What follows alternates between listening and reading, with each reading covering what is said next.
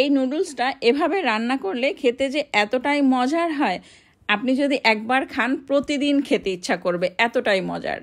আজকে খুব মজাদার নুডলস রান্না করব। এর জন্য আমি এখানে 3টা কালারের ক্যাপসিকাম নিয়েছি, লাল, সবুজ এবং ক্যাপসিকাম পাতলা করে কেটে লবণ দিয়ে প্রথমে ভাপে দিয়ে নেব অল্প পরিমাণ পানি দিয়ে, যাতে করে কালার নষ্ট না হয়ে যায়। আর আজকে রান্না করছি ম্যাগি কোরিয়ান স্পাইসি নুডলস। তো আমি এখানে 2 প্যাকেট স্পাইসি নুডলস রান্না করার জন্য কড়াইতে তেল দিয়েছি, হাফ কাপ পেঁয়াজ কুচি এবং কাঁচামরিচ হালকা করে ভেজে নিয়েছি। এখন এখানে দিয়েছি 1 চামচ মরিচের গুঁড়া, যাতে করে একটু ঝাল বেশি হয়, কারণ ঝাল খেতে খুবই ভালো লাগে। এখন এখানে দিয়ে দিলাম বরবটি, গাজর এবং টমেটো কুচি, খুব ভালো করে ভেজে নিব। এখন দিয়ে দিব নুডলস। আর এই নুডলসটা এভাবে রান্না করলেই খেতে ভালো লাগে। আগে সিদ্ধ না করে এভাবে খেয়ে দেখবেন কতটা মজার হয়। গরম পানি দিয়ে দিচ্ছি 2 কাপ, যাতে করে নুডলস সিদ্ধ হয়। আর এই নুডলস রান্না করতে মাত্র 5 মিনিট সময় লাগে, এর বেশি সময় লাগবে না। মাত্র 5 মিনিটের মধ্যেই খুব ঝটপট করে এরকম মজাদার একটা নুডলস রান্না করতে পারবেন।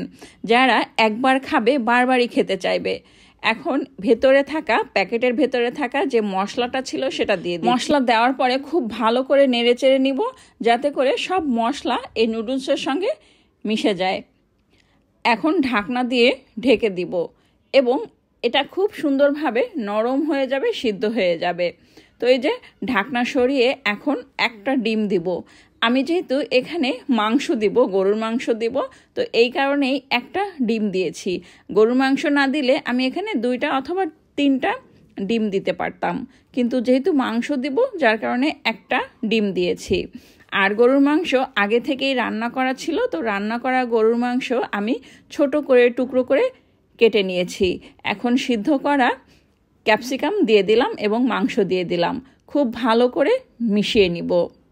মাঝে মধ্যেই আমি এই নুডলসটা খাই, আমার ভীষণ পছন্দ, আমার ছেলেও খুব পছন্দ করে, কারণ একটু ঝাল ঝাল হয়, খেতে ভালো লাগে। আমি যেহেতু এখানে আরও বেশি করে ঝালের পরিমাণটা বাড়িয়ে দিয়েছি। এখন এখানে দিয়েছি সয়া সস এবং টমেটো সস, খুব ভালো করে আবারও মিশিয়ে নিচ্ছি। হয়ে গেল মজাদার ঝাল ঝাল নুডলস। এখন পরিবেশন করব, সবাই একসঙ্গে বসে খাবো। দারুণ মজাদার এই নুডলস সন্ধ্যার নাস্তা অথবা সকালের নাস্তায় হতে পারে এরকম মজাদার ঝাল ঝাল নুডলস। রেসিপিটি ভালো লাগলে একটা লাইক দিবেন, কমেন্ট করবেন এবং যারা এখনও আমার পেজ ফলো করেননি প্লিজ ফলো করে দিবেন।